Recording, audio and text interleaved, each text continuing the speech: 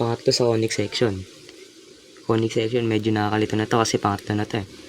Parts agad. Center. Center, HK.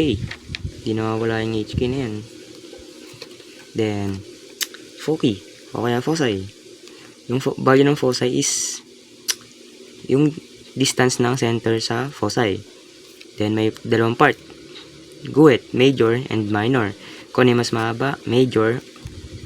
Then, yung mas maliit is minor, which is letter B. Ayun lang. Ganun, paano pagpatayo? Ganun lang din.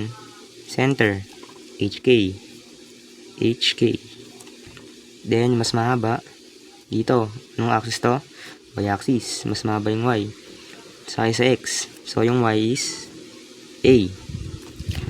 Then, yung standard formula is ito, X minus, di naman nawawala yan. Dito, kung ano mas malaki? X. Kung sa X-axis ba mas malaki yun? Linya. Kasi yung A major. Tulad nito. Nasa X-axis yung A. Then nasa Y-axis yung B. So, ganito yung formula niya. Standard formula yan. Paano pa ganito? Saan ba to? Ano ba yung mas malaki? Sulat muna natin. X minus H squared over plus Y minus K squared equals 1 over. Ano mas malaki dito? Y. Ano yung mas malaki? Diba? Major. So, A squared sa atin sa Y. Then B squared sa X. Yun lang. Kung ano yung mas malaki major, mas maliit minor, which is B. Oh, paano naman hanapin yung center? Ito na yung HK. Sabihin natin X minus H squared over A squared kasi mas malaki nga to. Itong x-axis kaysa y-axis kasi major siya. Plus y minus k squared over b squared equals 1. Ngayon, paano pag yung h natin sabihin natin 1? Tapos itong k sabihin natin 2. Inverse mo lang yun. So, yung 1 dito, sabihin natin x plus 1 squared. Tapos yung y niya is y plus 2. Inverse mo lang yun.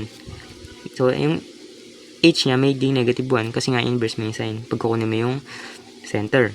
O kaya, vertex sa parabola. Ganun. Ganun lang. Next, vertices. O kaya vertex. Yung vertices o vertex, ganito. Kasi, ano lang siya, parabola, pero dalawa. Parang bilog, no? Pero, dalawang parabola na siya. So, yung vertex, may dalawang vertex. Yung isa pahiga, tapos yung isa pa horizontal. So, hanapin natin yung pa horizontal. So, D, open and close parenthesis, comma. Ano ba to? Diba x-axis to? Ano yung mas malaki? A. Ano yung malaki? Ano yung major ulit? A, diba? Mas malaki. Saan siya? Nasa x-axis. So, sabihin natin tong H and K. Kung ano yung mas malaki, kung ano yung hinahanap nyo, doon kayo babase. Kung malaki ba siya o maliit. Diba? Malaki tong H. Major siya. So, gawin natin positive and negative. Positive or negative? A. Ayan, kasi isang value nito is A. Value nito A, which is A squared. Nakita natin sa formula na to. So, A lang siya. Center to vortex is A. Minus dito, kasi pakaliwa. Then, positive dito. Ayun lang. Then, sa kanan. Para naman pag dito pataas. Pataas naman. Pataas. Yan. Minor siya, di ba? Minor. D. Open and close parenthesis. H, comma, K. Ano ba yung, ano ng K? Di ba Y? Di ba pag Y is K? Ito, kita natin dito. Ano siya? Major or minor? Minor. So, positive or negative? B. Ayan. Kuha na agad. Then yung last is foci. Foci or foci. Para manapin foci, ulit. F, open and close parenthesis, comma, HN, K. Dito, hanapin mo muna kung saan yung major. Kung anong linya ba yung major.